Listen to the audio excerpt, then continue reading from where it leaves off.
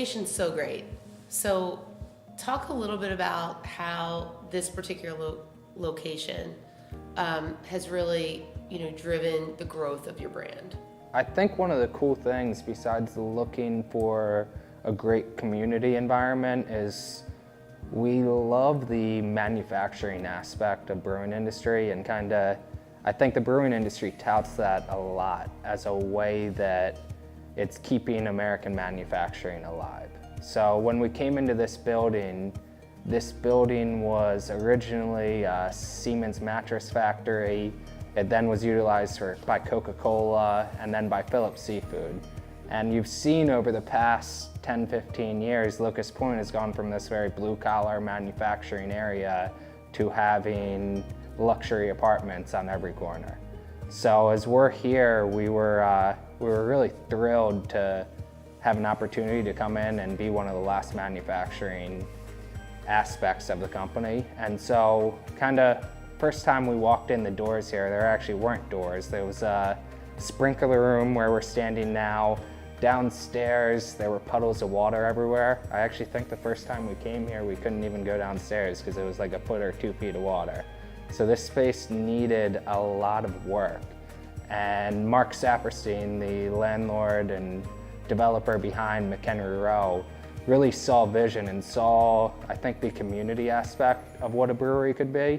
So he worked with us extremely well to bring us in and give us this opportunity to have a state-of-the-art brewery and tap room that really centers in this expansion of McHenry Row Phase 2. It's this beautiful courtyard out front that he put out here, and really draws everyone in and becomes even more of a community gathering spot. Let's talk a little bit about the competitive landscape of brewers. So what is it that sets Diamondback beer apart from the competition? Maybe hold back a little bit there. Yeah, I could go on for hours about this, and as we produce a really progressive style of beer, in the back of all of our minds, we're also trying to kind of progress Maryland beer scene. Maryland has lagged behind for years in the overall kind of beer industry, and we're brewing a style of beer that needs a lot of care and love and needs to be kept cold and served properly in clean lines and in proper glassware. And so, when we go out and sell beer, it's also a matter of making sure these accounts and stuff know that it needs to be served a certain way. And we're hoping that as we do that, other people around the area, other breweries will take note of that and start producing at an elevated level. Even more so that other breweries are doing more progressive styles that push us to produce at an elevated level. I want more competition out there. I do.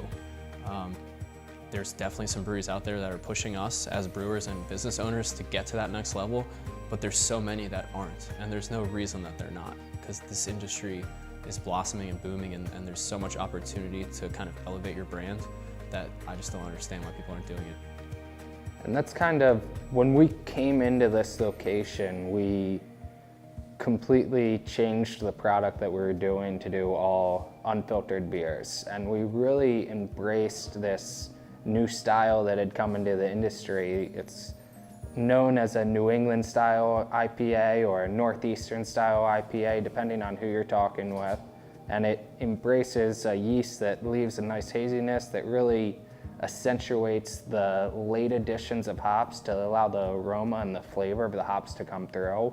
And we jumped into that partly because we thought it was a great market opportunity. There was almost no breweries in Maryland doing it.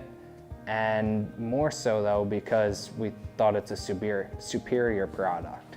So we kept going forward with it, and we're pushing that and building off that different styles. And as we've continued on, we've seen so many other breweries follow in this style that it's almost watered it down, and we're looking to push on a little bit more. But at the same time, it's what we're looking for is more education for the consumers, because you see at times some of these products come out where this beer needs to be drank within 6 weeks, it needs to be stored cold, it needs to be given love throughout the whole process. And you'll see these products go out by some breweries who are either too big to keep an eye on it, or unknowledgeable out of it, or just making to look a buck and I guess don't care once it's outside their door. And so when you see that, it waters down our experience in the local market, and it's one of those things where we've had to tell certain restaurants, certain bars that they can't have our product anymore because they mishandled our product. And so we want to see that continue in that aspect, and care for the beer pass through the whole industry. Power of no. Exactly, it's unbelievable. And we're lucky, we only do 1,000 barrels. We are able to survive off that because we have a good taproom environment. So we have that ability that we can say no to companies. There are some companies that have larger staffs than us and they need to do more beer and produce more to keep the bottom line going. So we built our company a lot behind that, of making sure that the quality is always there, and being able to say no is a good thing. It allows you to retain some power in an industry where the bar and the distributors really have taken control and grabbed most of the power. Tell me about your plans for the future. I mean, you're doing business in Maryland. Are you looking to expand to other regions? I think we will eventually expand when the time comes, but like our immediate plans for growth are kind of all centered around this area right here. We just expanded our production facility by like another 2,000 square feet or so. That's primarily going to be used for like barrel aging beer. So like if this is slow beer, that's really slow beer. It takes sometimes up to a year to get product out of those barrels, but that is what I think the industry needs. The industry doesn't need another, adjunct lager in the market. It doesn't need that. It needs passionate beer behind it, and it needs beer that takes a long time to make and people really will appreciate. And so we're going to start bottling that kind of beer and selling it out of here, and kegging it and selling it to high-end accounts and things of that nature. So I think for us, the immediate plans for growth are really centered on this tap room and this production facility. No, I think that's a lot of, we're aiming for more horizontal growth. We want to have more product lines, and like Tom said, the barrel program is a step towards becoming more progressive, allowing us to do style beers that are a little bit more explorational and a little rarer in the marketplace. And so that and education behind them, that's one of the great things. Right now you have a lot of people who are really getting into craft beer and becoming way more educated because of the hazy IPAs out there.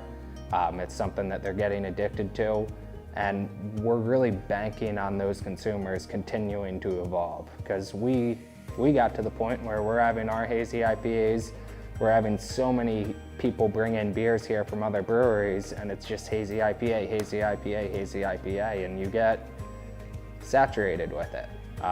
And so I'm sure we see it a little bit more being in the industry, but we expect it to continue to evolve and more styles to come back, lagers to be embraced again, barrel-aged beers, and more. It should be fun to see. Well, I really appreciate you sitting down with me today, and this has been so much fun, and thanks for the tremendous beer, and I always enjoy spending time with you guys here in the tap room, so Yeah. I appreciate it. Thank you so much. Thank Of course. you, Lauren. Thank you, Lauren.